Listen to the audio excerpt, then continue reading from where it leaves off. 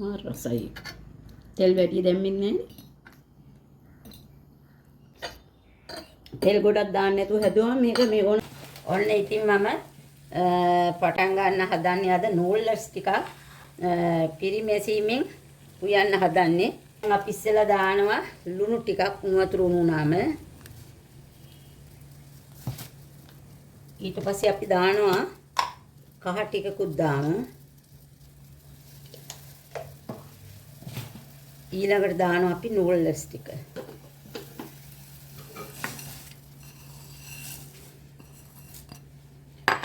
අපි ගත්තේ නූල්ලස් එක හරිස්චන්ද්‍ර නූල්ලස් එක. මේක හරි රසයි හැදුවා.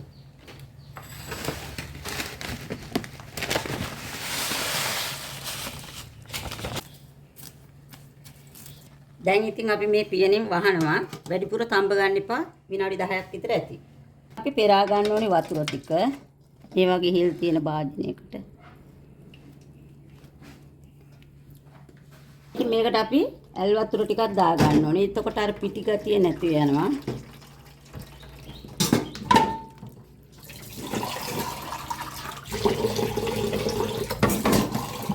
දැන් අපි ඉස්සෝ ටිකකුත් තඹ ගන්නවා.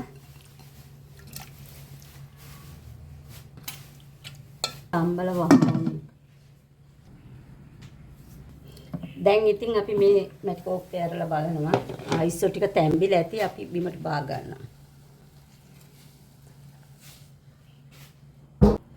දැන් ඉතින් මේ ලොකු වැතිලියක් ලිපේ තිබ්බා.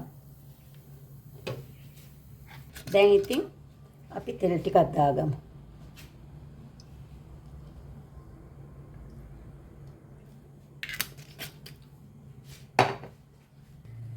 දැන් ඉතින් අපි මුලින්ම ඉස්සෝ ටික බැද ගන්නවා.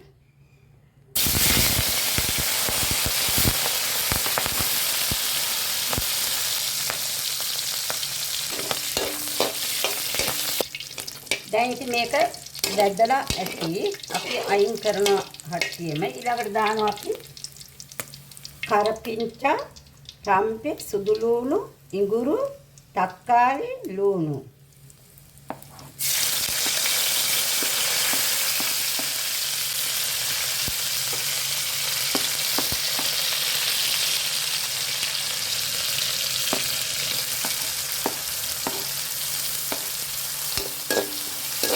දැන් ඉතින් ලුණු ටිකක් බැදිලා ඇති.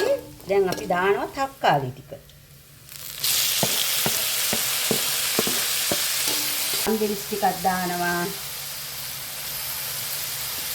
මිරිස් හැන්දක් විතර දානවා කෑලි මිරිස්. ඊට පස්සේ අපි ලුණු ටිකක් දා ගන්නවා. ලුණු ටික මිශ්‍ර කරනවා. පොඩ්ඩක් දා ගන්නවා. දැන් අපි හොඳට මික්ස් කරගන්න.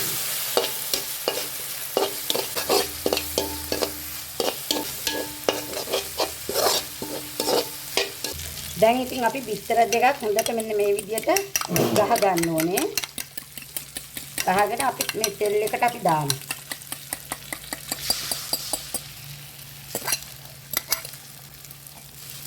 දැන් ඔක්කොම මෙහෙම කලවම් කරමු.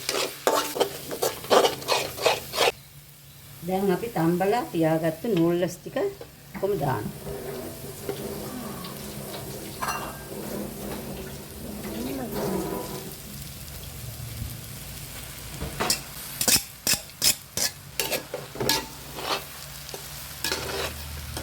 දැන් ඉතින් අපි ලිප ඕෆ් කරගත්තා. දැන් අපිට තියෙන්නේ ප්ලේට් එකකට දාගෙන රසද කියලා බලන්න. ලුණු හොඳට ගානට බලලා ඕනි කරන්න.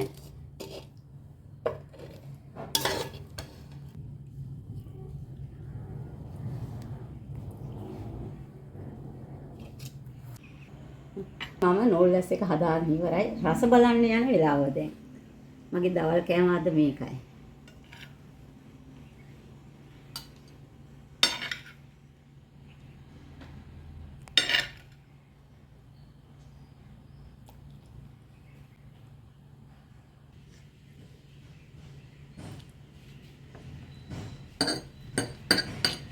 හොඳ රසක් තියෙනවා මේ විදියට හදාගත්තා.